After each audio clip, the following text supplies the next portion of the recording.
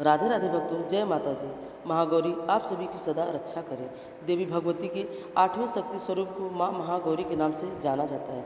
माँ महागौरी के पूजन का विशेष दिन है नवरात्रि का 8वां दिन, जिसे महाअष्टमी भी कहा जाता है। माँ महागौरी की कृपा से कई असंभव कार्य भी संभव होने लगते हैं और भक्तों की अधूरी मनोकामनाएं भी पूर्ण होने लगती है। प्रिय श्रोताओं, आज की इस वीडियो में आप महागौरी की कथाएं सुनेंगे, साथ ही सुनेंगे श्री दुर्गा चालीसा पाठ, आरती और क्षमा याचना भी। आइए हम ही सब मिलकर पहले माँ गौरी का ध्यान करें। माँ महागौरी स्वरूप अत्यंत गौरव वर्ण और दिव्य है। माँ के गौर वर्ण को शंख, चक्र और कंद के फूल के समान माना गया है। माँ का वाहन वृषभ है। इनकी 4 भुजाएं हैं। इनके दाहिने हाथ में त्रिशूल और दूसरा दाहिना हाथ अभय मुद्रा में है। माँ ने बाएं हाथ में डमरू धारण किया है और एक अन्य बायां हाथ वरण मुद्रा में है। इस स्वरूप में माँ का अत्यंत शांत प्रतीत होता है। माँ महागौरी पूर्णतः श्वेत वस्त्र और आभूषण धारण करती हैं, इसलिए इनका एक नाम श्वेतांबर धरा भी है। और आज हम सभी माँ महागौरी को बार बार प्रणाम करते हैं। प्राचीन कथा के अनुसार एक बार शौनक आदि 88,000 ऋषियों ने महर्षि वेद व्यास जी से पूछा, प्रभु अपने गणों तथा देवी के साथ अंतर ध्यान होकर भगवान शिव कहाँ गए और फिर कहाँ क्या कर रहे वृद्ध हुए। तब व्यास जी ने कहा, महर्षि पर्वतों में श्रेष्ठ विचित्र कंदराओं के सुशोभित जो परम सुंदर मद्राचल है और अपनी तपस्या के प्रभाव से देवाधिदेव महादेव जी का प्रिय निवास स्थान हुआ, उसने देवी पार्वती और शिव और अपने सिर पर ढोने के लिए बड़ा भारी तप किया और दीर्घ काल के बाद उसे उनके चरणाविंदों के स्पर्श का सुख प्राप्त हुआ। उस पर्वत के सौंदर्य का विस्तार पूर्वक वर्णन सहस्त्रों मुखों द्वारा 1000 करोड़ वर्षों में भी नहीं किया जा सकता। उसके सामने समस्त पर्वतों का सौंदर्य तुच्छ है। इसलिए महादेव जी ने देवी का प्रिय करने की इच्छा से उस अत्यंत रमणीय पर्वत को अपना अंत पुनः बना लिया। इस सर्वश्रेष्ठ पर्वत का स्मरण करके रम्य आश्रय के समीप स्थित वे अंबिका सहित भगवान त्रिलोचन वहाँ से अंतर ध्यान होकर चले गए। मद्राचल के उद्यान में पहुंचकर देवी सहित महेश्वर वहाँ रमणीय तथा दिव्य अर्थपुरी की भूमिका में रमण करने लगे। जब इस प्रकार कुछ समय बीत गया और ब्रह्मा जी की मैथुनी सृष्टि के द्वारा जब प्रजाएं बढ़ गई, तब शुभ और निशुभ नाम के 2 दैत्य उत्पन्न हुए। वे परस्पर भाई थे। उनके तपोबल से प्रभावित होकर परमेष्टि माँ ब्रह्मा जी ने उन दोनों भाइयों को यह वर दिया था कि इस जगत के किसी भी पुरुष से तुम मारे नहीं जा सकते। उन दोनों ने ब्रह्मा जी की प्रार्थना की थी कि पार्वती देवी के अंश से उत्पन्न जो अयोनिजा कन्या उत्पन्न हो, जिसे पुरुष का स्मरण तथा रति प्राप्त न हुई हो और जो अलग पराक्रम से संपन्न हो, उसके प्रति काम भाव से पीड़ित होने पर हम युद्ध में उसी के हाथों मारा जाए। उनकी इस प्रार्थना पर ब्रह्मा जी ने तथास्तु कहकर उन्हें यह वरदान दिया। तभी से युद्ध में इंद्र आदि देवताओं को जीतकर उन दोनों ने जगत को अनितिपूर्व वेदों के स्वाध्याय और यज्ञ आदि के रहित कर दिया। तब ब्रह्मा जी ने उन दोनों के वध के लिए देवस्य शिव से प्रार्थना की कि प्रभु आप एकांत में देवी की निंदा करके भी जैसे तैसे उन्हें क्रोध दिलाइए और उनके रूप रंग की निंदा से उत्पन्न हुए काम भाव से रहित कुमारी रूपा शक्ति को निशुम्भ और शुभ के वश के लिए देवताओं को अर्पित कीजिए। ब्रह्मा जी इस तरह प्रार्थना करने पर भगवान और नील लोहित रुद्र एकांत में पार्वती जी की निंदा भी सी करते हुए मुस्कुराने और कहने लगे कि देवी तुम तो काली हो। तब सुंदर वर्ण वाली देवी पार्वती अपने श्याम वर्ण के कारण आक्षेप सुनकर कुपित हो उठी और पतिदेव से मुस्कुरा कर समाधान रहित वाणी द्वारा बोली कि देवी ने कहा, प्रभु यदि मेरे इस काले रंग पर आपका प्रेम नहीं है तो फिर इतने लंबे समय से आप अपनी शिक्षा का दमन क्यों करते रहे। कोई स्त्री कितनी ही सर्वांग सुंदरी क्यों न हो, यदि पति का उस पर अनुराग नहीं हुआ तो अन्य समस्त गुणों के साथ ही उसका तो जन्म लेना ही व्यर्थ हो जाता है। स्त्रियों की सृष्टि के पति के भोग का प्रधान अंग है और यदि वह उससे ही वंचित हो तो फिर इसका और क्या उपयोग हो सकता है। इसलिए आपने एकांत में जिसकी निंदा की है, अब मैं उसी वर्ण को त्याग कर दूसरा वर्ण ग्रहण करूंगी, फिर स्व ही मिट जाऊंगी। ऐसा कहकर देवी तुरंत सैया से उठकर खड़ी हो गई और तपस्या के लिए दृढ़ निश्चय करके गदगद कंठ में जाने की आज्ञा मांगने लगी। इस प्रकार प्रेम भंग होने से भयभीत होकर भूतनाथ भगवान शिव स्वयं भवानी को प्रणाम करके ते हुए बोले, भगवान ने कहा, प्रिय मेरी क्रीड़ा या मनोविनाद के लिए बात कही है। मेरे इस अभिप्राय को ना जानकर तुम कुपित क्यों हो गई। यदि तुम पर मेरा प्रेम नहीं होता तो फिर भला और किस पर हो सकता है। तुम इस जगत की माता हो और मैं पिता तथा अधिपति हूँ। तुम पर मेरा प्रेम ना होना कैसे संभव हो सकता है? हम दोनों का यह प्रेम भी क्या कामदेव की प्रेरणा से हुआ है? कदापि नहीं, क्योंकि कामदेव की उत्पत्ति से पहले ही तो जगत की उत्पत्ति हुई है। कामदेव की सृष्टि तो मैंने साधारण लोगों की रति के लिए की है। कामदेव मुझे साधारण देवता के समान मानकर मेरा कुछ कुछ तिरस्कार करने लगा था, इसलिए मैंने उसे भस्म कर दिया। और हम दोनों का यह लीला विहार भी तो जगत की रक्षा के लिए ही है, और उसी के लिए आज मैंने तुम्हारे प्रति परिहास युक्त बात कह दी। मेरे इस कथन की सत्यता तुम पर शीघ्र ही प्रकट होगी। देवी पार्वती जी ने कहा, भगवान, पति के प्यार से वंचित होने पर जो नारी अपने प्राणों का भी परित्याग नहीं कर देती, वह कुलांगना और शुभ लक्षणा होने पर भी सत्पुरुषों द्वारा निंदित ही समझी जाती है। मेरा शरीर गौरव का नहीं है, और इस बात को लेकर आपको बहुत खेद होता है ना, अन्यथा कीड़ा या परिहास में भी आपसे द्वारा मुझे काली कलुटी का जाना कैसे संभव हो सकता है? प्रभु, मेरा कलापन आपको प्रिय नहीं है। अब इसके लिए वह सत्पुरुषों द्वारा भी निंदित और अब तपस्या द्वारा इसका त्याग किए बिना मैं यहाँ नहीं रह सकती। देवी की बात सुनकर भगवान शिव बोले, यदि अपनी श्यामता को लेकर तुम्हें इस प्रकार का संताप हो रहा है, तो फिर इसके लिए तुम्हें तपस्या करने की आवश्यकता ही क्या है? तुम मेरी या फिर अपनी इच्छा मात्र से ही दूसरे वर्ण से युक्त हो जाओगी। देवी ने कहा, प्रभु, मैं आपसे अपने रंग का परिवर्तन बिल्कुल नहीं चाहती, और स्वयं भी इसे बदलने का संकल्प नहीं कर सकती। अब तो तपस्या द्वारा ब्रह्मा जी की आराधना करके ही मैं शीघ्र गौरी हो जाऊंगी। शिव जी बोले, महादेवी, पूर्व काल में मेरी ही कृपा से ब्रह्मा जी को ब्रह्मा पद की प्राप्ति हुई थी, इसलिए तपस्या द्वारा तुम उन्हें बुलाकर क्या करोगी?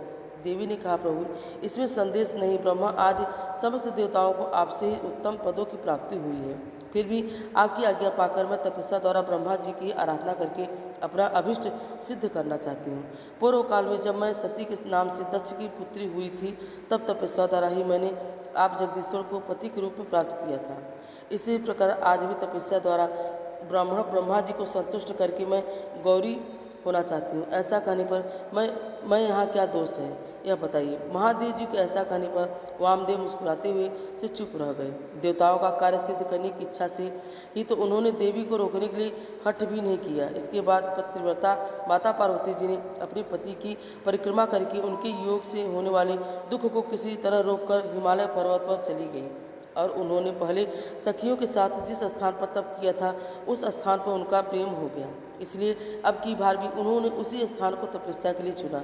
इसके बाद माता पिता के घर जाकर उनका दर्शन और प्रणाम करके उन्हें सब प्रकार बताकर उनकी आज्ञा लेकर उन्होंने सारे वस्त्र आभूषण उतार दिए, और फिर तपोवन में जाकर स्नान के पश्चात तपस्विनी का परम पावन वेश धारण करके अत्यंत तीव्र और परम दुष्कर तपस्या करने का संकल्प ले लिया। वे मन ही मन सदा पति की चरणाविंदों का चिंतन करती हुई किसी दक्षिण लिंग में उन्हीं का ध्यान करते हुए पूजन की ब्राह्मण विधि के अनुसार जंगल के फल फूल आदि उपकरणों द्वारा तीनों समय उनका पूजन करती थी। भगवान शंकर इसी ब्रह्मा रूप धारण करके मेरी तपस्या का फल मुझे देंगे, ऐसी दृढ़ विश्वास रखकर वे प्रतिदिन तपस्या में लगी रहती थी।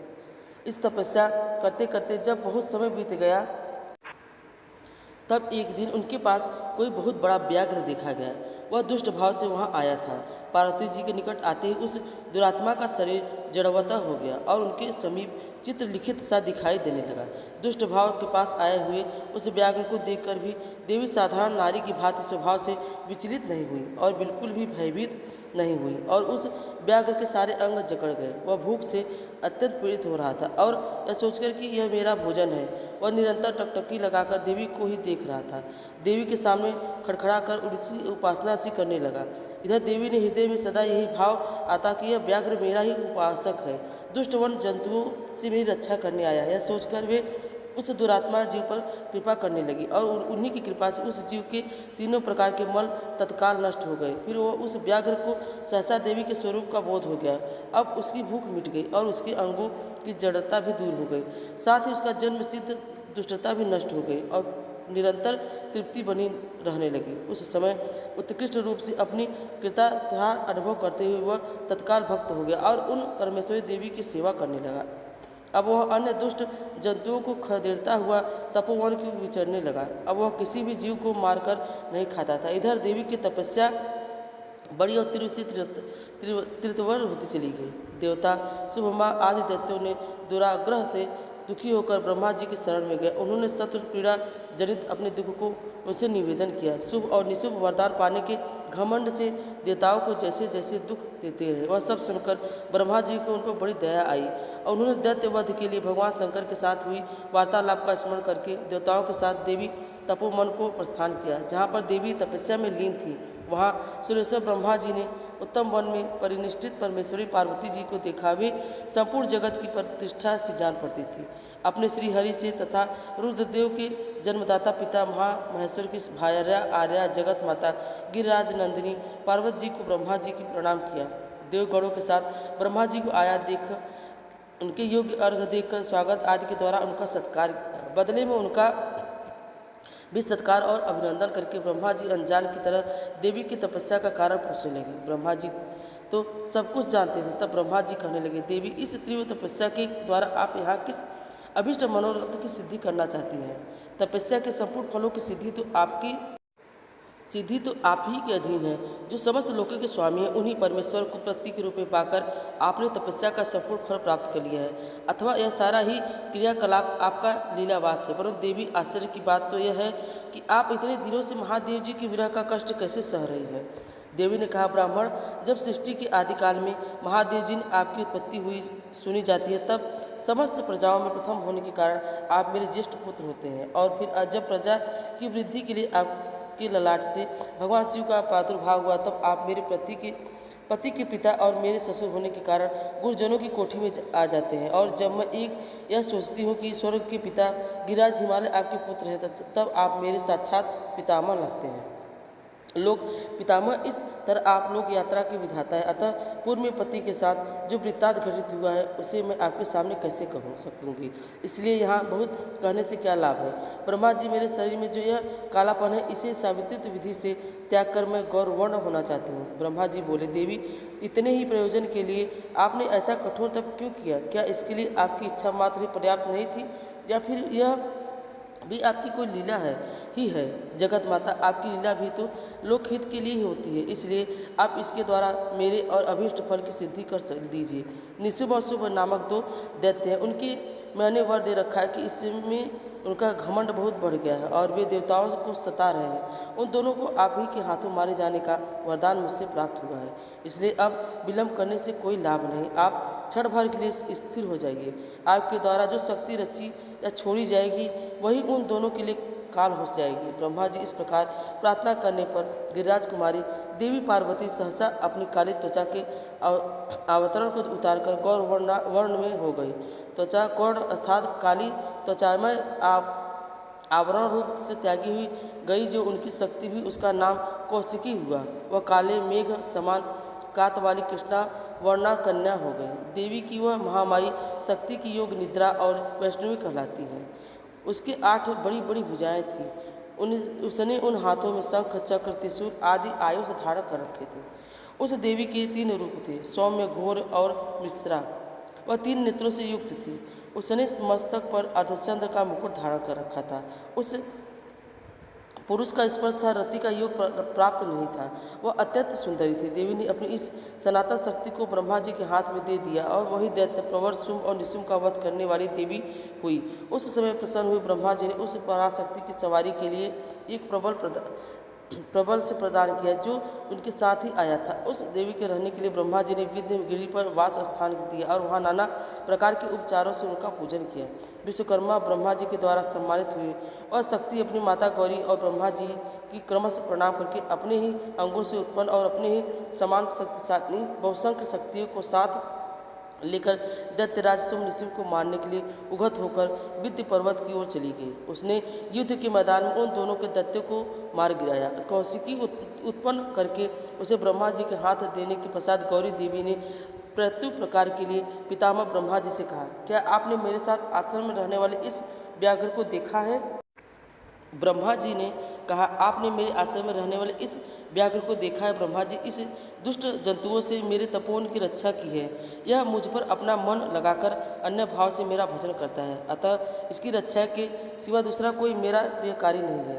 यह मेरे अंतःपुर में विचरने वाला होगा। भगवान शंकर इसे प्रसन्नतापूर्वक गणेश्वर का पद प्रदान करेंगे। मैं इसे आगे रख करके सखियों के साथ अब यहाँ से जाना चाहती हूँ। इसके लिए आप मुझे आज्ञा दें, क्योंकि आप प्रजापति हैं। देवी के ऐसा कहने पर उन्हें भलीभांति जान हंसते और मुस्कुराते हुए ब्रह्मा जी का उस व्याघ्र की पुरानी क्रूरतापूर्ण कृत्य बताते हुए उसकी दुष्टता का वर्णन करने उसकी दुष्टता का वर्णन करने लगे। ब्रह्मा जी ने कहा, देवी, कहा तो पशुओं से क्रूर व्याघ्र और कहा यह आपकी मंगलमय कृपा। आप विस्पर सर्प के मुख से साक्षात अमृत क्यों खींच रही है? यह केवल व्याघ्र के रूप में रहने वाला कोई दुष्ट निशाचर है। इसने तो बहुत सी गौ और तपस्वी ब्राह्मणों को खा डाला है। यह उन सबको इच्छा अनुसार ताप देता हुआ मन माना रूप धारण करके विचरता है, इसलिए इसे अपने पाप कर्म का फल अवश्य भोगना चाहिए। ऐसी दुष्टों पर आपकी कृपा करने की आवश्यकता है। इस स्वभाव से ही कलुषित चित्ता वाले दुष्ट जीव से देवी को क्या काम? तब देवी बोली, आपने जो को कुछ कहा वह सब ठीक है, यह ऐसा ही सही है, फिर भी मेरी शरण में आ गया है, इसलिए मुझे इसका त्याग नहीं करना चाहिए। ब्रह्मा जी ने कहा, देवी, इसकी आपके प्रति भक्ति, इस बात को जाने बिना ही मैंने आपके समक्ष इसके पूर्व चरित्र का वर्णन कर दिया है। इसके लिए भीतर भक्ति है तो पहले पापों से भला इसका क्या बिगड़ने वाला है? क्योंकि आपके भक्त का तो कभी नाश ही नहीं हो सकता है। जो आपकी आज्ञा का पालन नहीं करता है वह पूर्ण कर्म होकर भी क्या करेगा? देवी, आप ही अजन्मा, बुद्धिमती, पुरात्मा, शक्ति और परमेश्वरी हैं। सबके बंध मोक्ष की व्यवस्था तो आपके ही अधीन है। आपके सिवा पराशक्ति कौन है? आपके बिना किसको कर्म जनित सिद्धि प्राप्त हो सकती है? अतः यह पापचारी व्याघ्र भी आज आपकी कृपा से परम सिद्धि प्राप्त करे, इसमें कौन बाधक हो सकता है? इस प्रकार उसके परम तत्व का स्मरण कराकर ब्रह्मा जी ने जब उचित प्रार्थना की, तब गौरी देवी तपस्या से नियुक्त हुई। इसके बाद देवी की आज्ञा लेकर ब्रह्मा जी ने अंतर ध्यान हो गए। फिर देवी ने अपने वियोग को ना सह सकने वाले माता पिता मैना और हिमवान का दर्शन करके उन्हें प्रणाम किया और उन्हें नाना प्रकार से आश्वासन दिया। इसके बाद देवी ने तपस्या के प्रेमी तपोवन के वृक्षों को देखा। वे उनके सामने पुष्पों की वर्षा कर रहे थे। ऐसा जान पड़ता था कि मानो उनके होने वाले वियोग के शोक से पीड़ित होकर वे पुष्प नहीं आंसू बरसा रहे हों। अपनी शाखाओं पर बैठे हुए पंछियों के कलवरों की ब्याज से मानो वे व्याकुलतापूर्वक नाना प्रकार से दिन्यापूर्ण विलाप कर रहे हैं। इसके बाद पति के दर्शन के लिए उतावली होकर उस व्याघ्र को औरस पुत्र की तरह स्नेह के आगे करके सखियों की बातचीत करती, देह से दिव्य प्रभा से दसों दिशाओं को उद्दीपित करती हुई गौरी देवी मद्राचल को ओर चली, जहाँ संपूर्ण जगत के आधार, सृष्टा, पालक और संहार पतिदेव महेश्वर विराजमान थे। उधर द्वारपाल बड़ी उतावली से देवी की राह देखते थे। उनके साथी महादेव जी भी देवी के आगमन के लिए उत्सुक थे।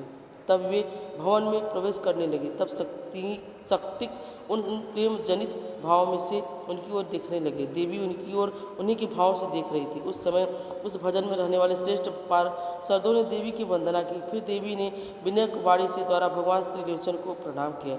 वे प्रणाम करके अभी उठने भी नहीं पाई थी कि परमेश्वर ने उन्हें दोनों हाथों से पकड़कर बड़े आनंद के साथ हृदय से लगा लिया। फिर मुस्कुराते हुए एक टक नेत्रों से उनके मुखचंद्र की सुधा का पान रस करने लगे।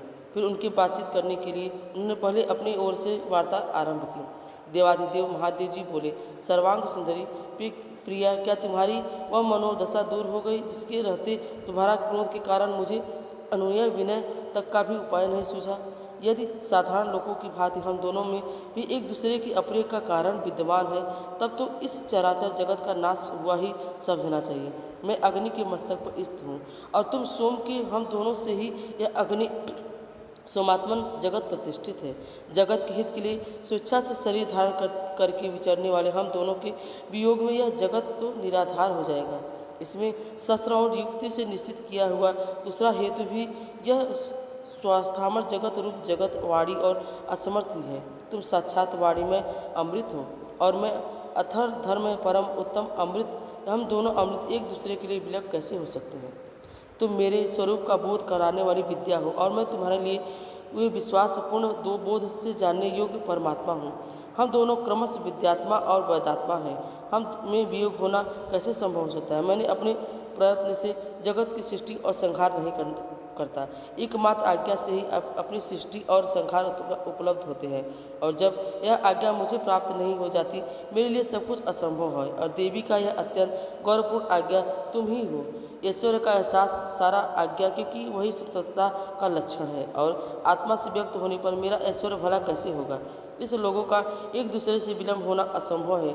देवी देवताओं की कार्य सिद्धि के उद्देश्य से ही मैंने उस समय उन दिन लीलापूर्वक व्यंग वचन कहा था। और देवी, तुम्हें भी तो सब कुछ पता था, तुम तो अनजान ही, फिर भला तुम कुपित कैसे हो गई। इसलिए यही कहना पड़ता है कि तुमने मुझ पर जो क्रोध किया था वह त्रिलोकी की रक्षा के लिए ही, क्योंकि तुम में ऐसी कोई बात नहीं जो जगत के प्राणियों का अनर्थ करने वाली हो। इस प्रकार प्रिय वचन बोलने वाले साक्षात परमेश्वर शिव के प्रति श्रृंगार रस के सारभूत भाव की प्राकृतिक जन्मभूमि देवी पार्वती अपने पति की कड़ी हुई यह मनोहर बात सुनकर, इससे सत्य जानकर मुस्कुराकर रह गए। लज्जावश वे कुछ कह ही नहीं सके।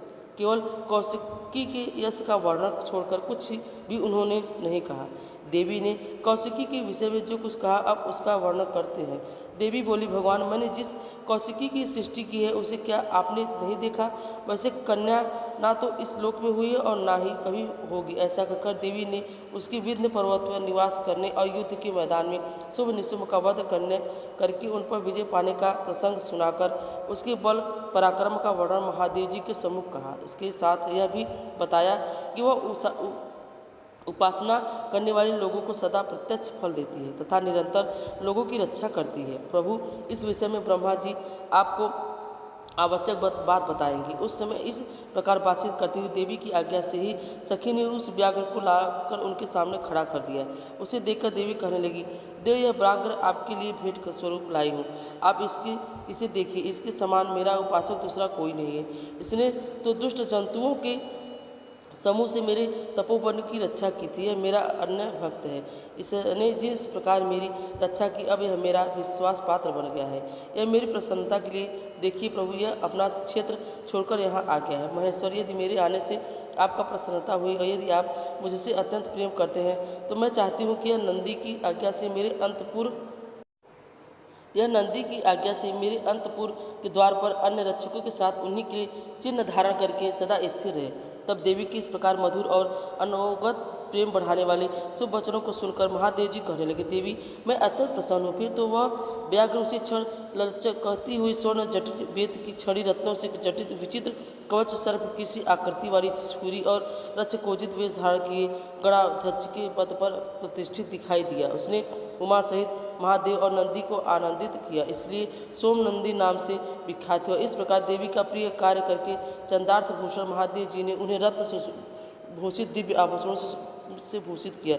चंद्रभूषण भगवान शिव ने सर्व मनोहारिणी गिरजा कुमारी गौरी देवी को पलंग पर बिठाकर उस समय सुंदर अलंकारों से स्वयं ही उनका श्रृंगार किया, और इस प्रकार देवी महागौरी के नाम से विख्यात हुई। सभी प्रेम से बोली, माँ गौरी की जय। त्रेता युग में जब पृथ्वी पर रावण, खरदूषण, तीसरा ताड़का और आदि राक्षसों ने अपने अत्याचारों से धर्मात्मा साधु सज्जनों का भी जीना दुर्लभ कर दिया था, तो अत्याचार प्रारंभ किया था और सर्वस्व आसुरी प्रयुक्तियों की बोलबाला था, उस समय भगवती महाकाली, महालक्ष्मी तथा महासरस्वती, सावित्री एवं गायत्री आदि महाशक्तियों ने एक स्थान पर एकत्र होकर पृथ्वी धर्म की रक्षा की। अपने सम्मिलित तेज से एक दिव्य शक्ति को जन्म देने का निश्चय किया। फलस्वरूप इन सभी देवियों के शरीर से एक एक किरण से निकलकर एक स्थान पर संयुक्त होकर एक सुंदर दिव्य बालिका का स्वरूप धारण कर लिया।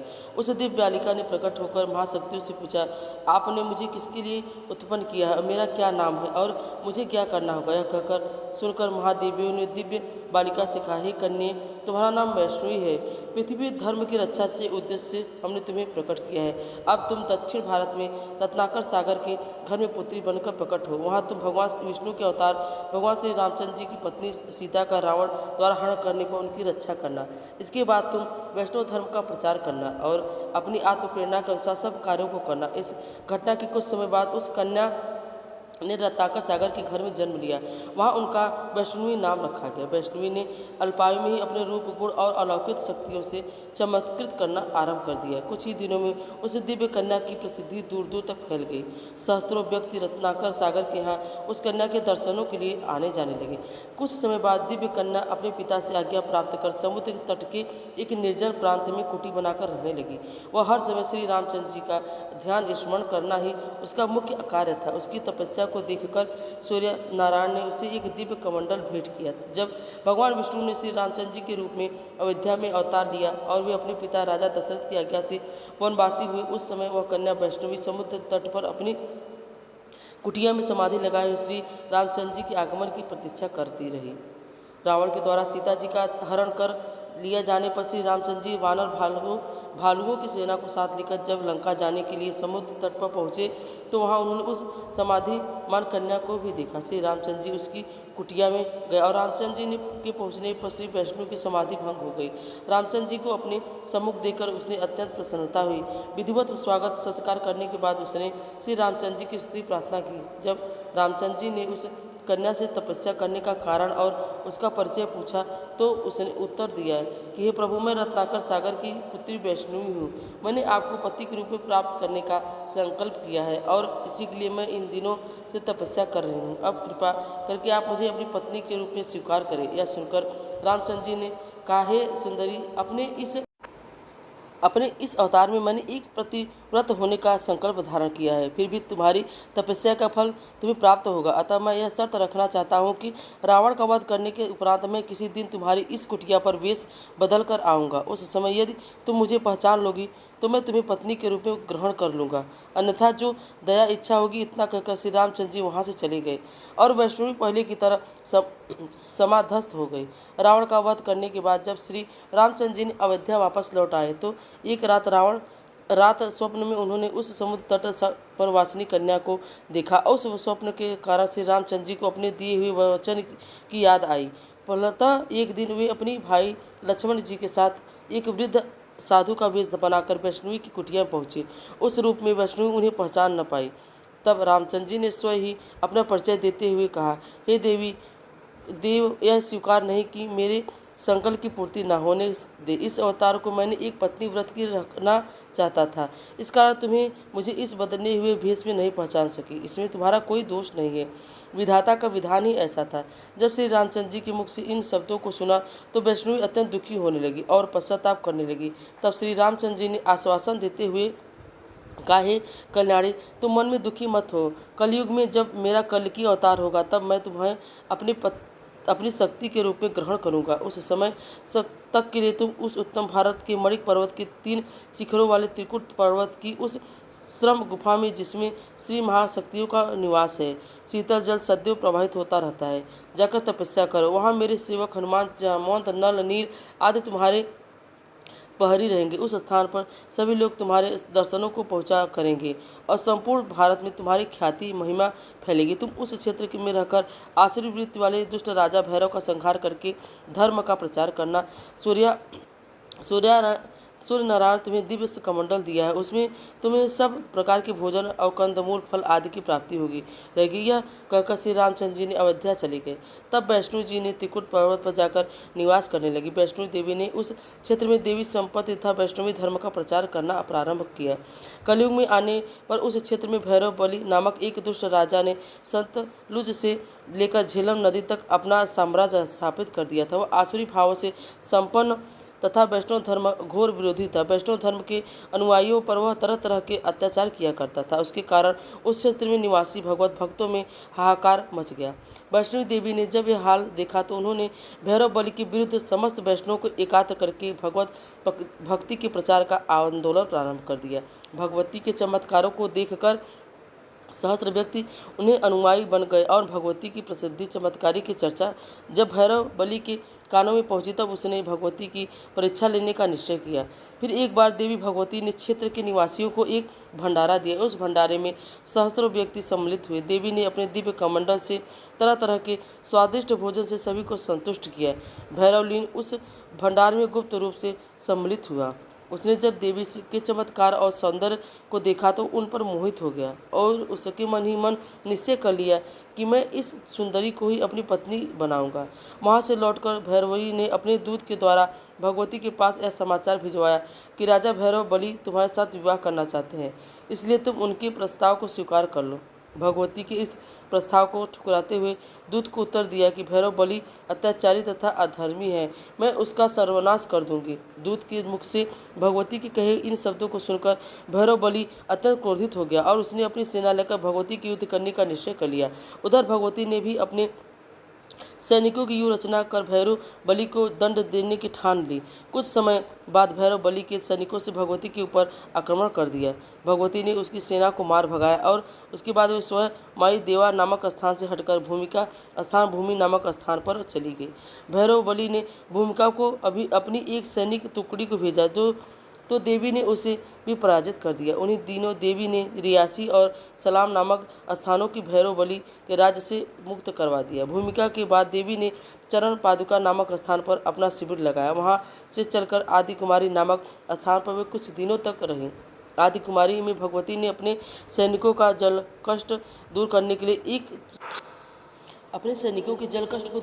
लिए एक सूखे तालाब को सुस्वादु जल से भरपूर कर दिया। अभी तक विद्यमान ही भैरव बलि ने अपने सैनिकों के साथ इस स्थान पर तीनों ओर से चढ़ाई कर इस स्थान को भी भयंकर युद्ध हुआ। उसमें भैरव बलि के अखंड सैनिक और सेनापति हताहत हुए। इसके बाद भगवती ने गर्भ गुफा में अपना डेरा डालकर युद्ध का संचालन किया। परिणाम स्वरूप इस क्षेत्र में भैरव बलि और भगवती के सैनिकों में कदम कदम पर युद्ध होने लगे।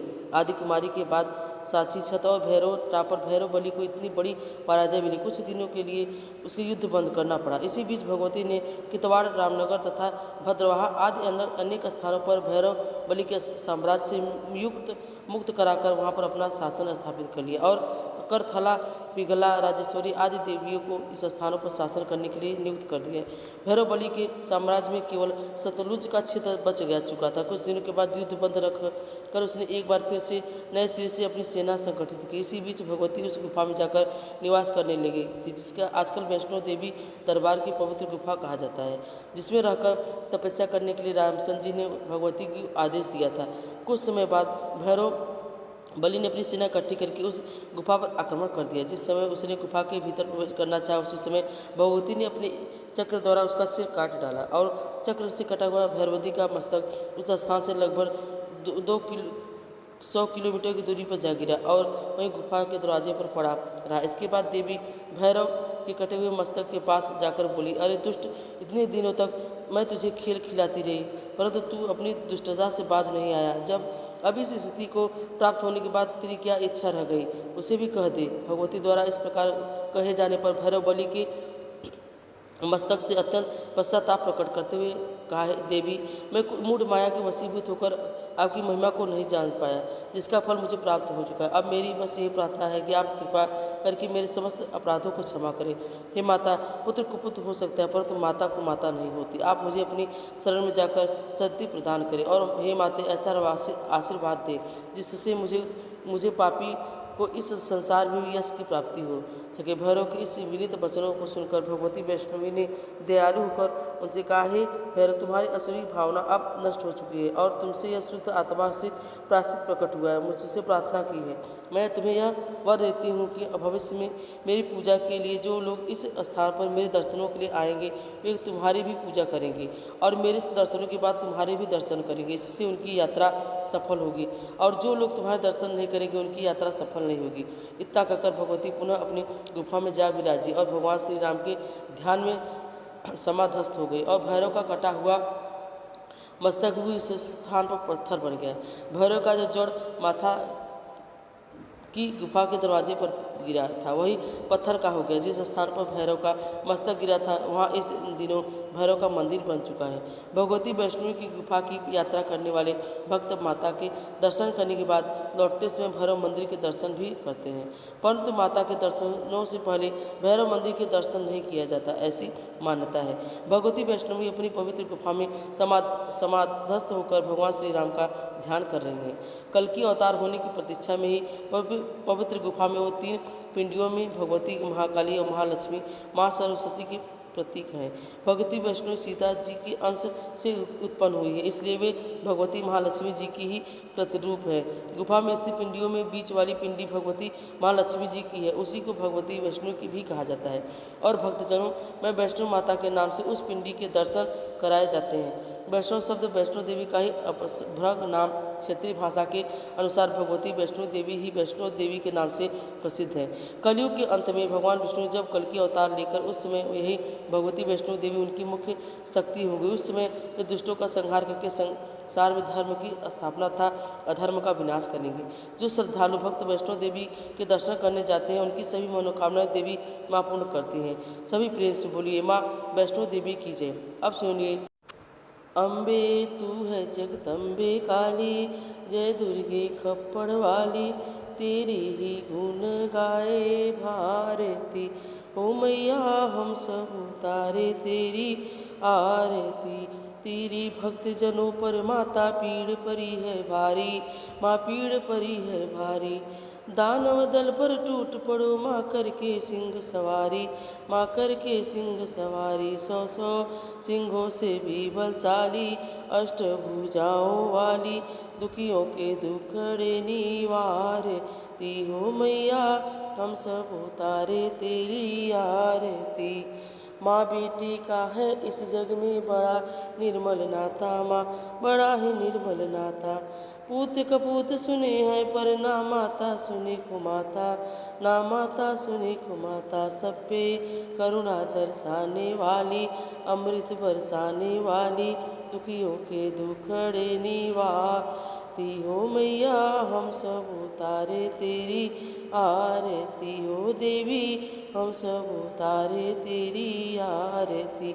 नहीं मांगते धन और दौलत, ना चांदी ना सोना माँ, ना चांदी ना सोना। हम तो मांगे माँ तेरे मन में एक छोटा सा कोना, एक छोटा सा कोना। सबकी बिगड़ी बनाने वाली, लाज बचाने वाली, सतियों के सत्य को संवारती हो मैया हम सब उतारे तेरी आरती हो देवी हम सब उतारे तेरी आरती। कपूर गौरम करुणावतारम संसार सारम, भुजगेन्द्रहारम सदा वसंतम हृदयारविंदे। भवं भवानी सहितं नमामि, भवं भवानी सहितं नमामि।